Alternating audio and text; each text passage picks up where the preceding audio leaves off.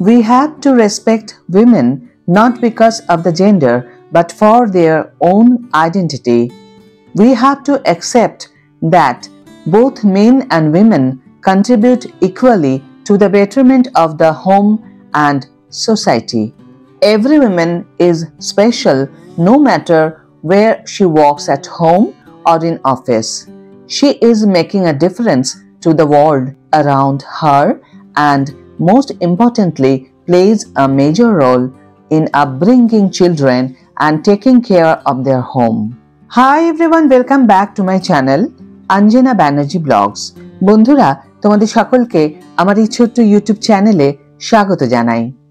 প্রতি বছর মার্চ মাসের ৮ তারিখে পালিত হয় আন্তর্জাতিক নারী দিবস। সারা বিশ্বব্যাপী এই প্রধান উপলক্ষ হিসাবে এই দিবসটি উদযাপন করা হয়ে থাকে। বিশ্বের এক এক প্রান্তে নারী দিবস উদযাপনের প্রধান লক্ষ্য এক এক প্রকার হয়ে থাকে। কোথাও নারীর প্রতি সাধারণ সম্মান ও শ্রদ্ধা উদযাপনের মুখ্য বিষয় হয়, আবার কোথাও মহিলাদের আর্থিক, রাজনৈতিক এবং সামাজিক প্রতিষ্ঠাটি বেশি গুরুত্ব পায়। এই দিবসটি উদযাপনের পেছনে রয়েছে নারী শ্রমিকের অধিকার আদায়ের সংগ্রামের ইতিহাস। 1857 খ্রিস্টাব্দে মজুরি বৈষম্য, কর্মঘণ্টা নির্দিষ্ট করা, কাজের অমানবিক পরিবেশের বিরুদ্ধবাদ জানাতে মার্কিন যুক্তরাষ্ট্রের নিউ ইয়র্কের রাস্তায় নেমেছিলেন সুতা কারখানার নারী শ্রমিকেরা। সেই মিছিলে চলে সরকার লেঠেল বাহিনীর দমন পীড়ন। 1909 সালের 28 ফেব্রুয়ারি নিউ ইয়র্কের সোশ্যাল ডেমোক্র্যাট নারী সংগঠনের পক্ষ থেকে আয়োজিত নারী সমাবেশে জার্মান সমাজতান্ত্রিক নেত্রী ক্লারা জেটকিনের নেতৃত্বে সর্বপ্রথম আন্তর্জাতিক নারী সম্মেলন হল। ক্লারা ছিলেন জার্মান রাজনীতিবিদ, জার্মান কমিউনিস্ট পার্টির স্থপতিদের একজন। এরপর 1910 খ্রিস্টাব্দে ডেনমার্কের কোপেনহেগেনে অনুষ্ঠিত হয় দ্বিতীয় আন্তর্জাতিক নারী সম্মেলন। 17টি দেশ থেকে 100 জন নারী প্রতিনিধি এতে যোগ দিয়েছিলেন। এই সম্মেলনে ক্লারা প্রতি বৎসর 8ই মার্চ আন্তর্জাতিক নারী দিবস হিসাবে পালন করার প্রস্তাব দেন। সিদ্ধান্ত হয় 1911 খ্রিস্টাব্দ থেকে নারীদের সম অধিকার দিবস হিসাবে দিনটি পালিত হবে। দিবসটি পালনে এগিয়ে আসে বিভিন্ন দেশের সমাজতন্ত্রীরা। 1914 খ্রিস্টাব্দ থেকে বেশ কয়েকটি দেশে 8ই মার্চ পালিত হতে লাগলো। বাংলাদেশেও 1971 খ্রিস্টাব্দে স্বাধীনতা লাভের পূর্ব থেকেই এই দিবসটি পালিত হতে শুরু করে। অতঃপর 1975 খ্রিস্টাব্দে 8ই মার্চ আন্তর্জাতিক স্বীকৃতি প্রদান করা হয়। দিবসটি পালনের জন্য বিভিন্ন রাষ্ট্রকে আহ্বান জানায় জাতিসংঘ। এরপর থেকে সারা পৃথিবী জুড়েই পালিত হচ্ছে দিনটি নারীর সম অধিকার আদায়ের প্রত্যয় পুনর্ব্যক্ত করার অভিপ্সা নিয়ে। সারা বিশ্বের সকল দেশে যথাযথ মর্যাদায় পালিত হয় আন্তর্জাতিক নারী দিবস।